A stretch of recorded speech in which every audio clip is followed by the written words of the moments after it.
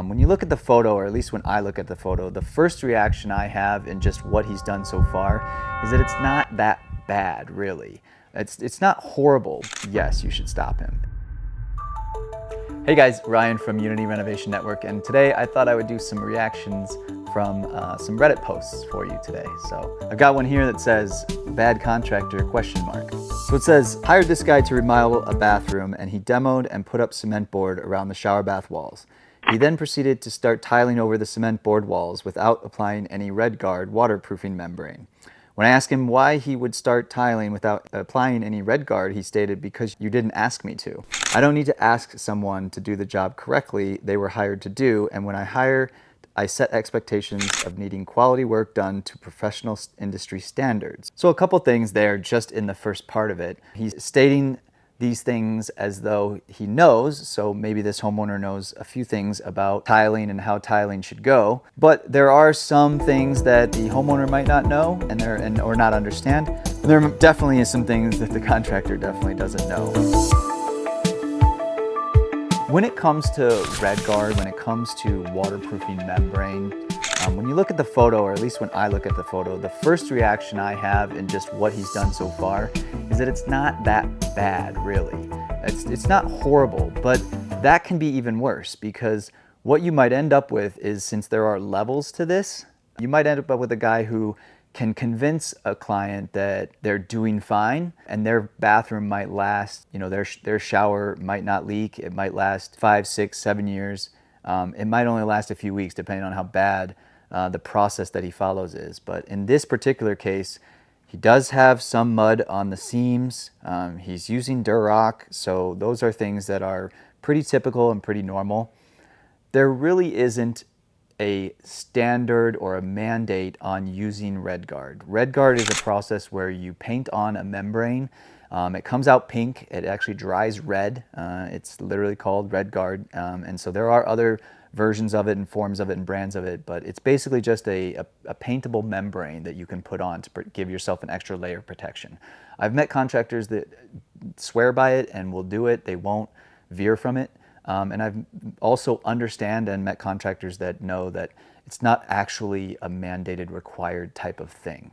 So one thing that this homeowner looks like he's doing is that he knows that RedGuard is a standard that must be applied when it may not necessarily need to be.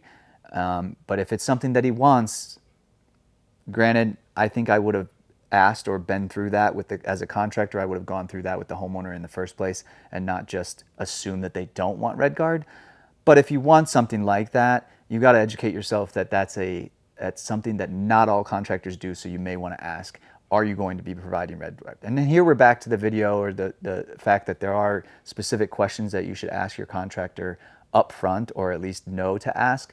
And one of those is the methodology that he's going to be using. Is he going to be using a Schluter-Curdy system in which there are membraned walls that are special and unique to that particular system? Or is he just going to be using Durock? These are all questions that he could have answered up front. It does also say that he cut the window niche to make it level. After cutting, he never patched it up, so you can see daylight through where the patched areas in the niche are. He plans on tiling over this. This is definitely going to fail and cause issues, right? So again, he does know some things enough to question what the contractor did, but this is where it does get pretty bad. If you're going to go around any kind of window or block window, you definitely want to waterproof those areas, particularly at the seams. So I can see that he's got what would be Durock or Hardyback or some sort of material around the window, but where it meets the wall, you must put a corner and waterproof that. That is something that I definitely agree is an issue. Just from the photo alone, I can tell the tiling itself is an issue for me. He's got spacers. He's using his leveling clips, which are those yellow wedges that go inside of a wedge and helps you to keep the tiles level. He's using those as spacers at the bottom. And I will tell you, that is not necessarily a bad thing. If you have a lot of experience at tiling, you can get away with doing that. And there's guys that'll use cardboard and you can trust them. It's just a matter of having the correct spacing at the bottom and that spacing producing a level tile. That's really what you're looking for. And in this case, Doesn't look too bad. I wouldn't be too worried about him using those wedges. He does have the laser out, so he is at least lasering his vertical tiles, but he's got full tiles going from the left all the way to the right, where you end up with a sliver of a tile. So clearly he's not measuring and not finding center and not determining through math where his tiles are going to land. And that, for me, is a red flag. I would probably stop him too at this point and want him to.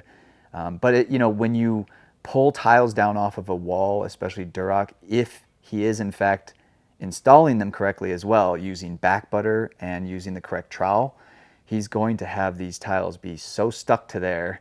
If this isn't the same day, you're definitely going to be ripping Durock out. So at this point, you got to take the wall down. You got to start over with fresh Durock, and that's easier and not quite as bad. But the question that you see in the comments and the thing that he's really asking is this a contractor who's producing quality work that I shouldn't stop him?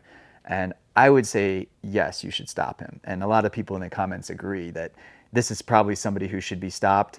Now, some of the comments especially are about payment and about cost. How much did you pay this guy? Or this guy sounds like he's ripping you off. And so there are levels too, as well as, in terms of cost and experience, there's levels. So if somebody's paying $5,000, let's say, depending on your area of the United States, if you're paying $5,000, let's say, to remodel your whole bathroom, this is probably pretty standard. I would expect to get this level of experience. But if you're paying $15,000 to have your bathroom remodeled, I would, first of all, always pay, as at Unity Renovation Network we're used to, is paying for work that's done. So we would only really ask for a third payment up front, accomplish something, let the client understand that our work is experienced, and then you start to work toward additional payments. But the concern in the comments here is, have you paid this guy? And so that's why we never really expect that from our clients, and why in my past experience I've never paid a contractor too much before seeing his work. You really wanted them to accomplish something so you can catch this kind of thing and stop him, so that you didn't, because I can guarantee you any money that you've paid to this guy is gone. As soon as you either fire him or tell him to start redoing things, it's going to turn into a whole issue, especially if you've given him 50% or some absorbent amount. You're really looking to try to for him to accomplish something that would be close to 50%. So then you end up giving him the benefit of the doubt because you've given him all this money. So try not to squeeze contractors too much, but just make sure they have enough deposit to get started and you can see the processes that they're going to be using. There was a pretty funny update. I told him to rip out the tile and apply the membrane. When I got there to check, he did not rip out the tile, and he only applied the membrane where there was no tile placed yet.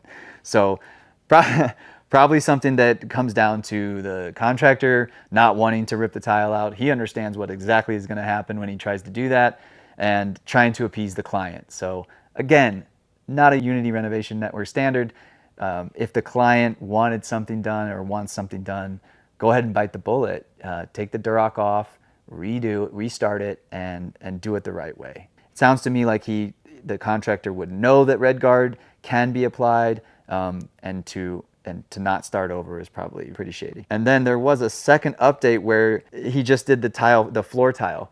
So now you have a client who's going back and allowing him to continue on other parts of the project. So now you see you've got a very messy floor. You can tell that he's got his tile mud everywhere, the mortar. And it's one of those things where, again, if you're going to continue with somebody, it's probably because you've given him money, or it's probably because you've built some sort of level of trust.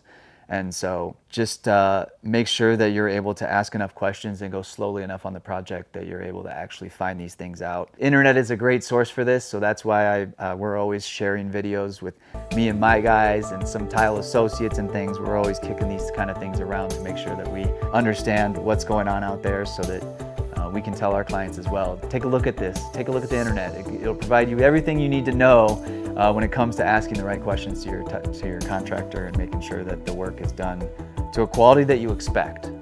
So I hope that helps. And remember, Unity Renovation Network, we have standards too.